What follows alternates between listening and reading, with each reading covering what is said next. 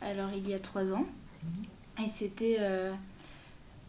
En fait, la lubie a commencé 1 an plus tôt avec la lecture des mangas, des livres, etc. Et puis mon père m'en avait un peu parlé. Et puis après, j'ai regardé un petit peu...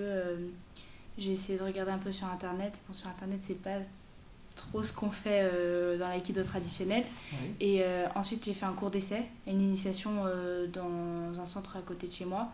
Ça m'a plu. Et pendant 1 an, je m'y suis mis. Et en fait, c'est le fait de ne pas utiliser trop de force, et en même temps de réfléchir, et en même temps la continuité qu'il y a dans l'aïkido, tout ça, ça m'a plu. Et du coup, c'est pour ça que là, je continue encore et je compte continuer encore longtemps. D'accord. Et là, si tu devais dire pourquoi tu continues, tu le définirais comment? C'est un peu... Quand je pratique de l'aïkido, c'est pas des réflexes que j'aurais eu avant. C'est-à-dire, avant, je faisais du karaté.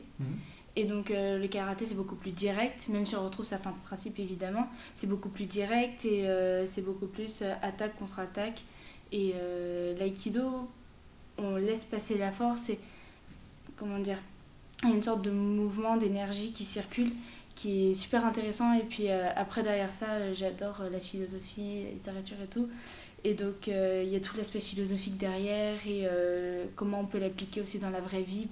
Par exemple, j'avais des problèmes dans ma famille et le fait de réfléchir et de penser un peu avec l'aïkido, ça fait que petit à petit, on s'habitue à comment faire et on s'habitue à laisser passer la force, à ne pas être directement confronté et de réfléchir plus.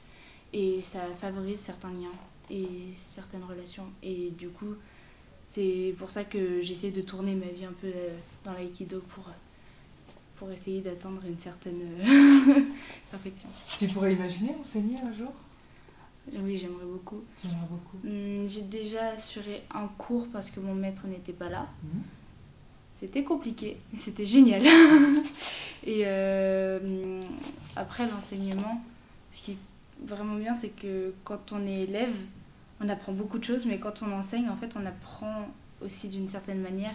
Et quand on réfléchit à comment apprendre la technique à quelqu'un d'autre, bah, c'est super enrichissant parce que parfois on n'a pas compris certains trucs et c'est en le disant et c'est en essayant de réfléchir avec l'élève qu'on comprend et c'est vachement intéressant. Et du coup, oui, j'aimerais bien enseigner un jour, mais bon, pour enseigner, il faut que je fasse encore 10 ans. Ah non, peut-être moi, sûrement moi. Et alors, qu'est-ce que tu cherches? Qu'est-ce que tu cherches au tatami en particulier quand tu pratiques? Bon, après, le fait que je sois jeune fait que souvent je recherche... j'aime bien provoquer les autres aikidoka et que la technique aille un peu vite et ouais, que ce soit assez dynamique. Et du coup, en fait, ça dépend des partenaires. C'est-à-dire, par exemple, il y a un autre aikidoka avec qui je pratique. Alors là, ça va super vite. Et puis même quand on fait pas l'aïkido, parfois on sort juste nos sabres dans un parc et on pratique. C'est génial. Et il y a d'autres personnes, par exemple des personnes un peu plus âgées, qui peuvent moins bouger ou des enfants. Là, je réfléchis plus au sens de la technique, aux principes que je vais appliquer, à comment je pourrais faire autrement. Et c'est tout un aspect de recherche qui est super intéressant. D'accord. Et quelque chose que tu voudrais rajouter? Pas spécialement. Juste que l'aïkido, c'est génial. Bon, ben, je te remercie beaucoup. Merci.